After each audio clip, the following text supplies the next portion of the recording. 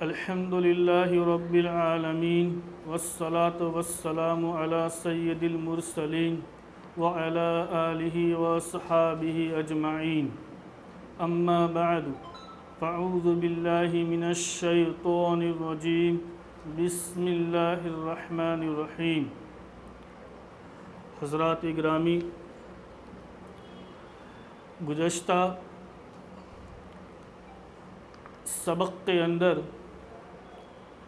سورہ فاتحہ کے خصوصیت کے حوالے سے چند باتیں میں نے عرض کی تھی، اور سورہ فاتحہ کے جو خصوصیات میں نے بیان کیے ان میں ایک خصوصیت یہ بھی بیان کی تھی کہ قرآن کریم کے تمام سورتوں میں سورہ فاتحہ ایک ایسی سورت ہے جو نبی اکرم صلی اللہ تعالی علیہ وسلم پر مکمل طور پر نازل کی گئی۔ چنانچہ ایک روایت ہے، تفسیر کی کتابوں کے اندر لکھا گیا ہے کہ ایک مرتبہ نبی اکرم صلی اللہ تعالی علیہ وسلم حضرت خدیجۃ الکبریٰ رضی اللہ تعالی عنہا سے فرمایا کہ بسا اوقات میں تنہائی میں ہوتا ہوں تو ایک غیب سے آواز مجھے آتی ہے اور گویا مجھے ایسا معلوم ہوتا ہے کہ مجھے اپنے جان کے خوف اور ہلاکت کا اندیشہ ہوتا ہے۔ حضرت خدیجۃ الکبریٰ رضی اللہ تعالی عنہا نے فرمایا کہ اللہ تبارک و تعالی آپ کے ساتھ ہرگز ایسا نہ کرے گا، کیونکہ آپ امین ہیں، امانت دار ہیں، آپ لوگوں کو صلہ رحمی کا حکم دیتے ہیں، آپ ہمیشہ سچ بولتے ہیں۔ حضرت ابو بکر رضی اللہ تعالیٰ عنہ تشریف لاتے ہیں۔ حضرت خدیجۃ الکبریٰ رضی اللہ تعالیٰ عنہ حضرت ابو بکر رضی اللہ تعالیٰ عنہ سے فرماتے ہیں کہ آپ ان کو یعنی محمد صلی اللہ علیہ وسلم کو ورقہ بن نوفل کے پاس لے جائیں۔ اور یہ ورقہ بن نوفل یہ تورات اور انجیل کے بڑے عالم تھے۔ چنانچہ نبی اکرم صلی اللہ تعالیٰ علیہ وسلم اپنے اندر کی کیفیت کو بیان فرماتے ہیں۔ ورقہ بن نوفل نے فرمایا کہ اب جب بھی آواز تنہائی میں غیب سے آئے تو آپ اس آواز کو تھوڑا ٹھہر کے سنا کرے کہ وہ آواز کیا کہتی ہے۔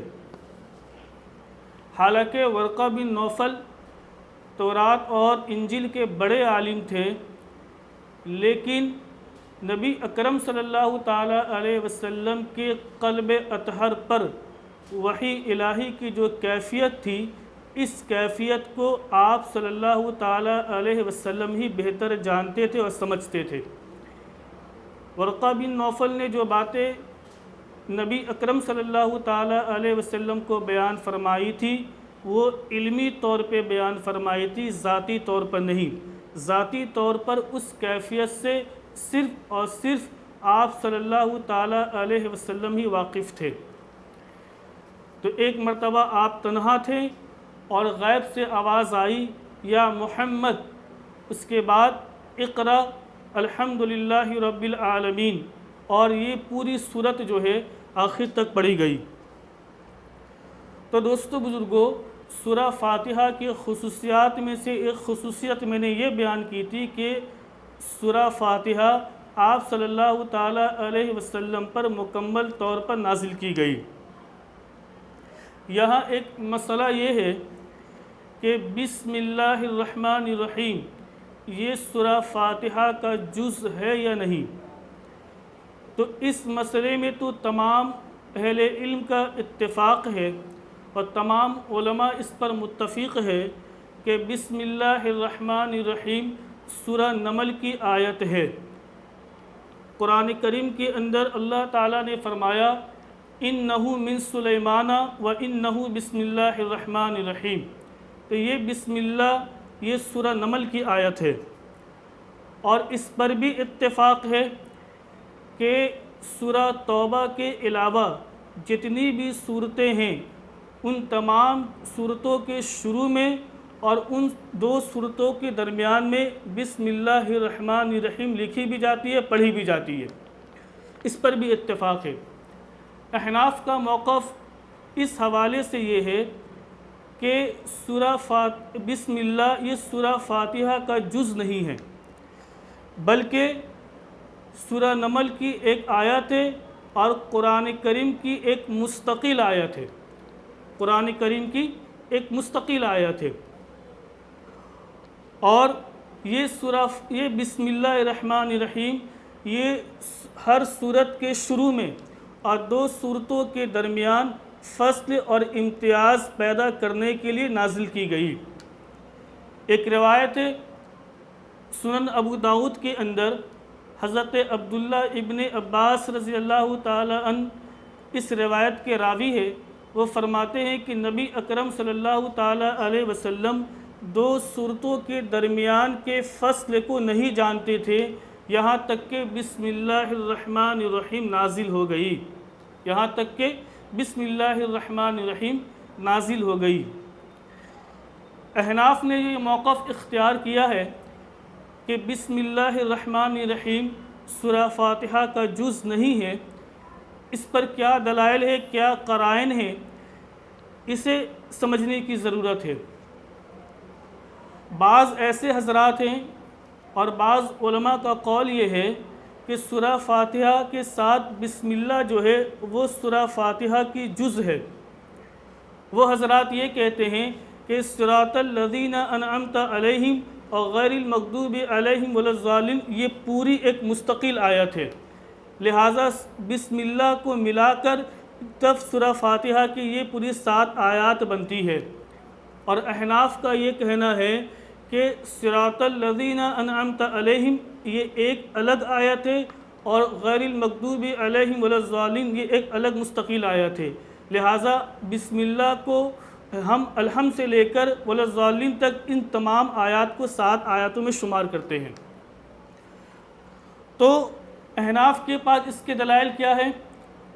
صحیح مسلم کے اندر حضرت ابو ہریرہ رضی اللہ تعالی عنہ سے مروی ہے کہ وہ فرماتے ہیں کہ نبی اکرم صلی اللہ تعالی علیہ وسلم نے فرمایا کہ سورہ فاتحہ میرے اور میرے بندوں کے درمیان، اللہ تعالیٰ یہ فرماتا ہے کہ سورہ فاتحہ میرے اور میرے بندوں کے درمیان نصف حصوں میں تقسیم کر دیا گیا ہے، آدھا نصف حصہ میرے لیے ہے اور آدھا نصف میرے بندوں کے لیے ہے۔ جب بندہ کہتا ہے الحمدللہ رب العالمین تو پھر اللہ تبارک و تعالی فرماتے ہیں کہ میرے بندے نے میری حمد کی۔ جب بندہ کہتا ہے الرحمن الرحیم تو اللہ تبارک و تعالی فرماتے ہیں کہ میرے بندے نے میری تعریف اور میری ثنا بیان کی۔ جب بندہ کہتا ہے مالک یوم الدین تو اللہ تبارک و تعالی فرماتے ہیں کہ میرے بندے نے میری بزرگی بیان کی۔ اور جب بندہ ایاک نعبد و ایاک نستعین کہتا ہے تو اللہ تبارک و تعالی فرماتے ہیں کہ یہ آیت میرے اور میرے بندوں کے درمیان مشترک ہے۔ کیوں؟